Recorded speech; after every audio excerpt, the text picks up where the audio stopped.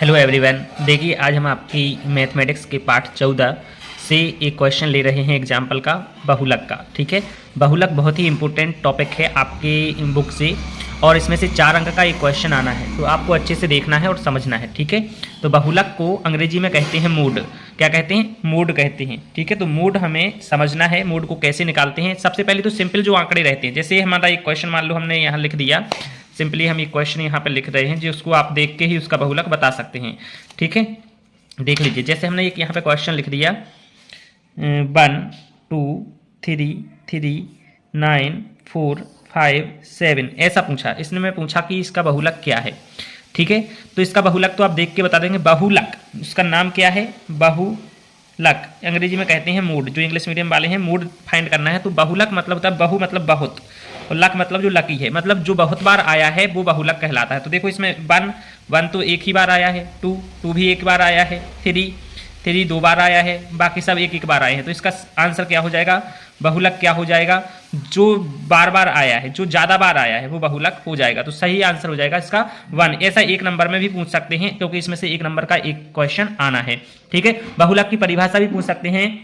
तो आंकड़ों में ऐसा आंकड़ा जिसकी बारंबारता अधिक होती है उसको हम क्या कहते हैं? अधिकतम बारंबारता वाला आंकड़ा ही बहुलक कहलाता है, ऐसी उसकी परिभाषा हो जाएगी। ठीक है, जो बार बार आता है। चलिए अब हम इस टाइप का क्वेश्चन देख लेते हैं। जो अरेंज्ड डाटा है, जो जमा हुआ है आंकड़े टेबल में है, इसको हमें क्वेश्चन ने कहा है कि आंकड़ों का बहुलक ज्ञात कीजिए। तो बहुलक का जो फॉर्मूला होता है, बहुलक को जेड से डिनोट करते हैं। तो जेड इज इक्वल टू जो फॉर्मूला होता है वो हमें पता होना चाहिए, एल प्लस ब्रैकेट में f1 minus f0 upon 2f1 minus f0 minus f2। ठीक है, ये होता है और इनटू में h होता है। तो ये फॉर्मूला आपको अच्छे से याद होना चाहिए।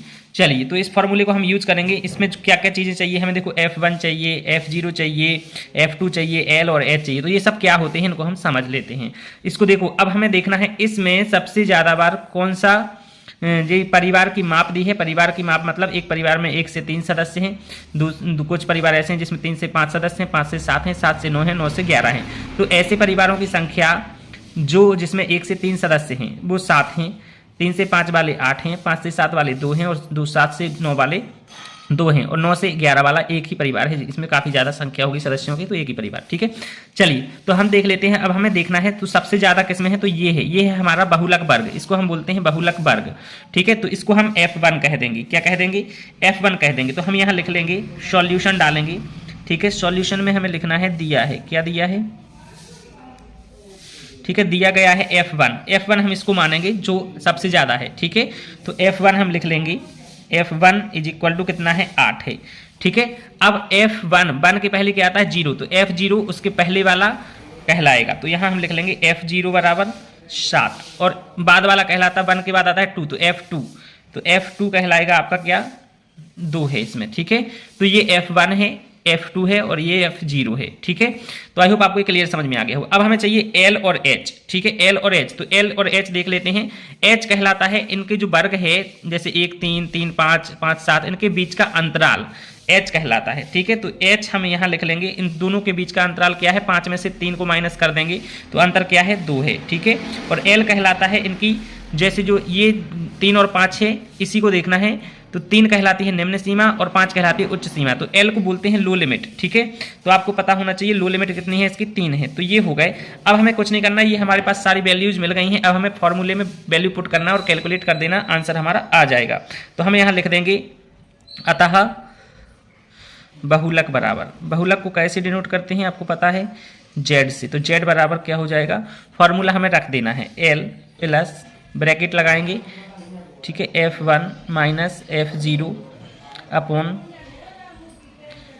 2F1 minus F0 minus F2। ठीक है, और मल्टीप्लाई कर देंगे हम H से। तो ये हो गया हमारा। अब इसमें हमें एक सारी वैल्यू प्रॉपरली पुट कर देना है। तो इक्वल के निशान के नीचे इक्वल का निशान लगाएंगे। ठीक है, इसमें L की वैल्यू कितनी है आपको दिख रही है? देखो यहाँ पे 3 है, तो हम यहाँ 3 लिख देंगे, प्लस कर देंगे। F1 की वैल्यू कितनी है? 8 है। ठीक है, आपको वैल्यू बहुत ध्यान से रखना है, नहीं तो कैलकुलेशन रॉन्ग हो जाएगी। F0 की वैल्यू 7 है और अपॉन में 2F1, तो 2 इंटू F1 की वैल्यू 8 है, माइनस F0 की वैल्यू 7 है, माइनस F2 की वैल्यू 2 है।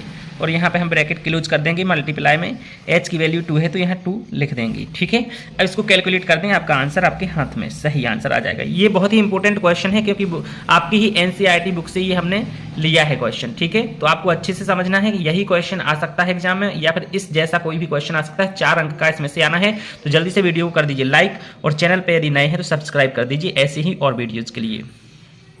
तो 3 इसमें से 8 में से 7 जाएगा, कितना बचेगा 1 बचेगा, और इसका हम कैलकुलेट करेंगे तो 2 8 जा, ठीक है 16 होगा, 2 8 16, और इनको हम प्लस कर देंगे, जो 2 माइनस माइनस की संख्या प्लस हो जाएंगी तो यहाँ बचेगा हो जाएगा 9 × 2, ठीक है। आगे हम देख लेते हैं 3 का 3 रहेगा अभी, क्योंकि हम बॉड मास रूल से पहले हम ब्रैकेट को सॉल्व करेंगे। फिर यहाँ 1 और 16 में से 9 जाएगा तो कितना बचेगा 7 बचेगा, और × 2, ठीक है। अब हम इसका मल्टीप्लाई कर देंगे, पहले गुणा कर देंगे तो 3, और ये हो जाएगा 2/7। अब इसके नीचे कुछ नहीं है तो 1 मान लेंगे, इसका एलसीएम ले लेंगे और इसके हम भिन्न हल कर देंगे, ठीक है। तो एलसीएम आएगा इसका 7, ठीक है, और इसका हम त्रियक गुणा कर देंगे, 7 3 21 और 2 एकम 2, तो यहाँ हो जाएगा 23/7। अब हमें इसको क्या करना है, 7 से भाग देना है 23 में, तो 7 से भाग देंगे हम तो ये कट जाएगा, 7 3 21। अब यहाँ 2 बचे हैं, ठीक है, 2 बचे हैं तो हम पॉइंट लगाएंगे और यहाँ 0 रख लेंगे, 7 दूनी 14। अब यहाँ 6 बचे हैं, फिर पॉइंट लगाया था तो 0 फिर आएगा, 7 8 56, ठीक है। तो पॉइंट के 2 अंकों बाद तक ही हमें हल करना है, ये हमारा आंसर हो जाएगा। चलिए, आई होप आपको बहुलक समझ में आ गया होगा, और जिनको समझ में आ गया है तो ऐसे ही और एग्जाम्पल आप अपनी बुक से कर सकते हैं। ये 4 अंक का क्वेश्चन आपके पेपर में आना है। चलिए मिलते हैं नेक्स्ट वीडियो में नेक्स्ट टॉपिक के साथ, तब तक के लिए जय हिंद, वंदे मातरम।